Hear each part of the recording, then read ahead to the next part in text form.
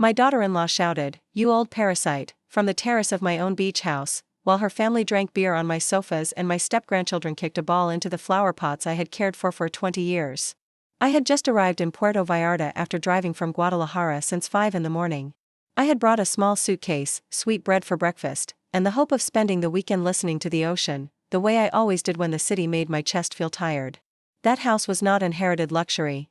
I built it stitch by stitch, literally, with the money I earned as a seamstress after I became a widow at 42. Every tile, every palm chair, every bougainvillea in the garden cost me years of a bent back and burning eyes from sewing other women's dresses until dawn. So when I saw 4 unfamiliar trucks parked outside the gate, something tightened in my throat. Norteño music was blasting. Cans were scattered beside the fountain. A little girl had left melted ice cream on my Perota wood table. My embroidered cushions were on the floor, wet and covered with sand. I walked in slowly, holding my keys, hoping there was a decent explanation for all of it. Jessica appeared in the doorway wearing my favorite apron, the one I embroidered with yellow flowers when my first granddaughter was born. "What is this old parasite doing here?" she shouted without lowering her voice. "There is no room for you." Everyone on the terrace turned around. Her sister Veronica laughed. Her mother, Donna Graciela, looked at me the way people look at a maid who has arrived late. "Jessica, this is my house," I said, trying not to tremble. "Roberto said we could use it whenever we wanted, besides, you almost never come here. A house like this should not be wasted on a lonely old woman." My face burned. My son Roberto was not there, according to Jessica. He was working in Guadalajara, but her family was occupying my bedrooms, my kitchen, my bathrooms, and even my bed. "I need to come in and rest."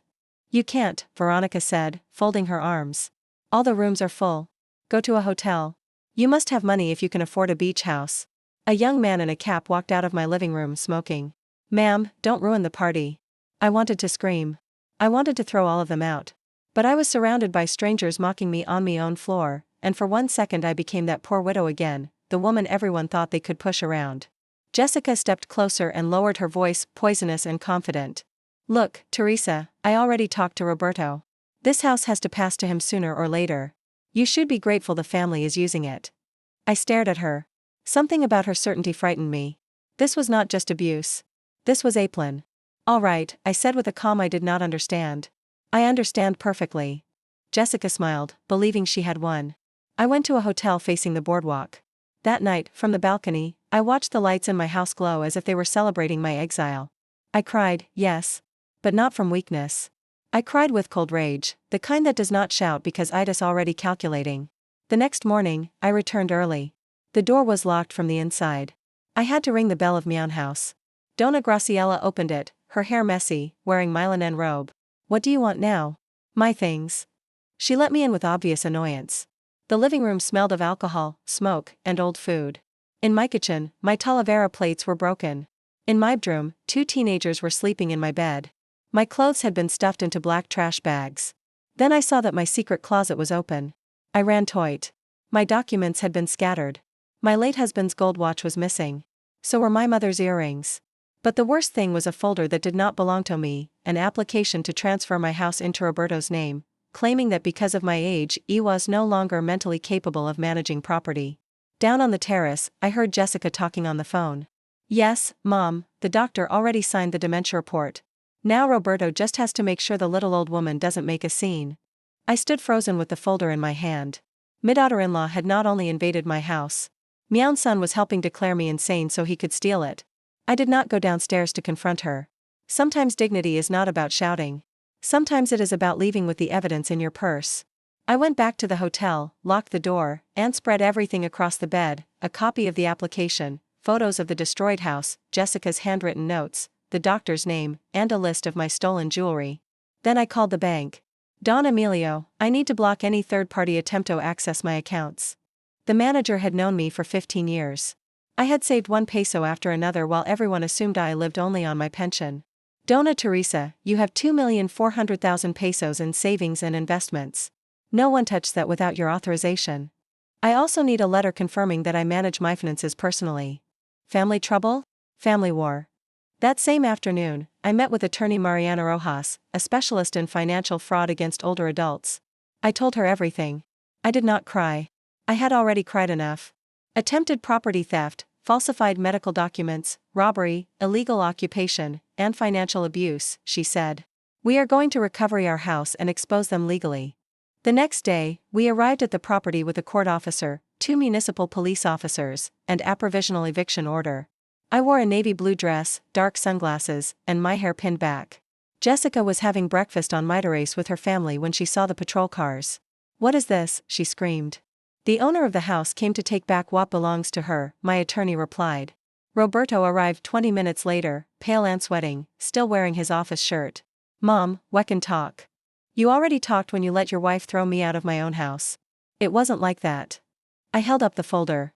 "Was it not like that when you tried to declare me incompetent?" Jessica stepped between us. "Roberto only wanted to protect you. You are getting old." The police began escorting people out. Veronica screamed that there were children there. Donna Graciela cried because she could not find her sandals. The court officer documented every bit of damage: broken plates, dye stains in my bathroom, the destroyed garden, scratched furniture. Then my attorney opened another folder. "We have also filed a complaint over the false medical report." Jessica went pale. "That was Theloweyer's idea. And you paid for the lie," I said. Roberto lowered his eyes. "Mom, please don't destroy my family." "Family?" I asked. "When your wife called me a parasite, you did not come. When you signed a false dementia report, you did not think about family.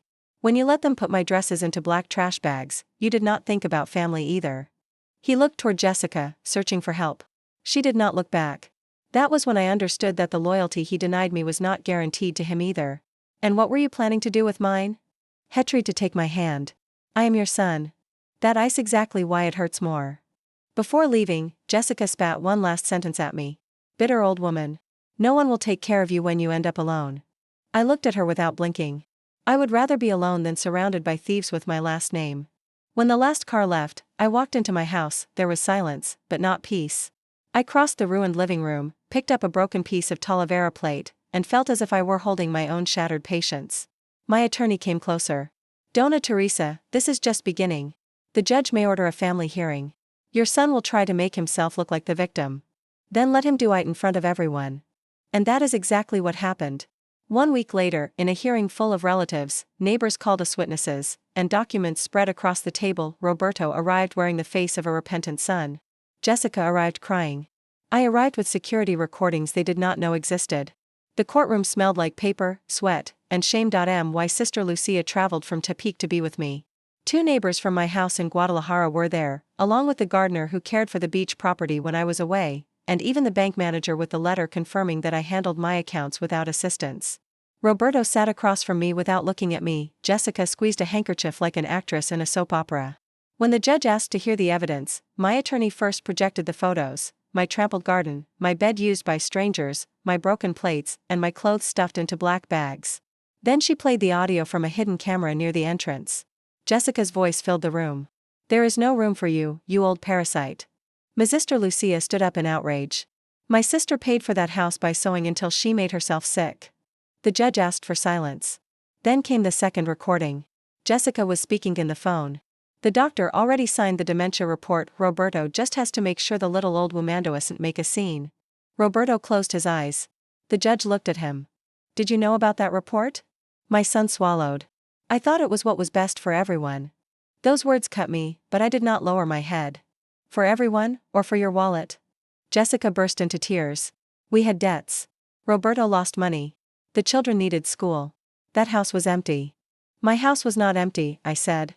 "It was waiting for its owner." My attorney presented the false appraisal, the attempted transfer of ownership, and the complaint against the doctor. Then came the twist Roberto himself did not expect. Donna Graciela, Jessica's mother, stood up trembling. "I want to make a statement." Jessica stared at her in horror. "Mom, no." "Yes.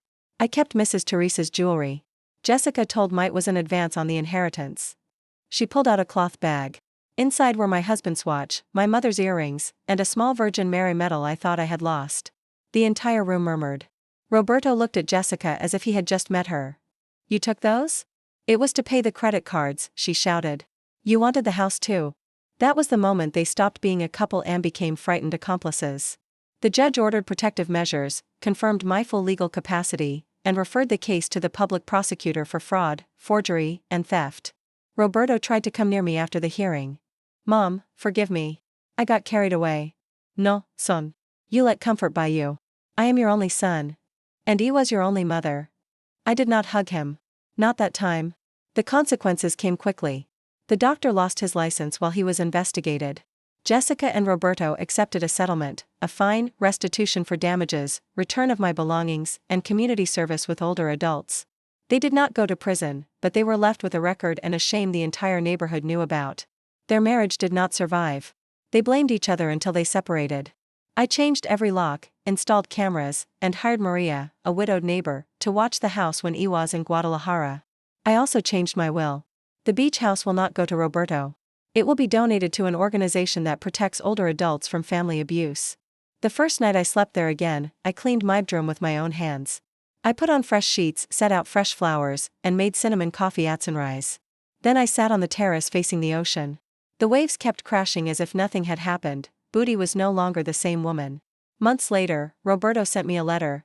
He said he understood my pain, that he was in therapy, and that someday he wanted to speak to me again without asking for money or favors. I did not answer right away. A mother can forgive, but she is not obligated to open the door to the same knife. With time, I allowed my grandchildren to visit me. They were not to blame. I taught them to plant new geraniums where the old ones had been destroyed. My 11-year-old granddaughter, Sophia, asked me, "Grandma, why did Dad and Jessica fight with you?" It thought carefully before answering. Because they tried to take something that was mine without asking. Your house? My peace, and my dignity. Sophia looked down. That is wrong. I smiled sadly. Yes, my girl. And when someone does something wrong, they must face the consequences. Today, I am 72 years old. I still sew, but only when I want to. I give talks at community centers about how to protect deeds, accounts, and wills. Many older women come up to me afterward, crying, saying their children also ask them for signatures, powers of attorney, and favors that smell like traps. I tell them, age does not make us burdens. It makes us living history. My house by the sea still stands. Not as an inheritance for an ungrateful son, but as proof the tan older woman can defend herself, win, and look at the horizon again without fear.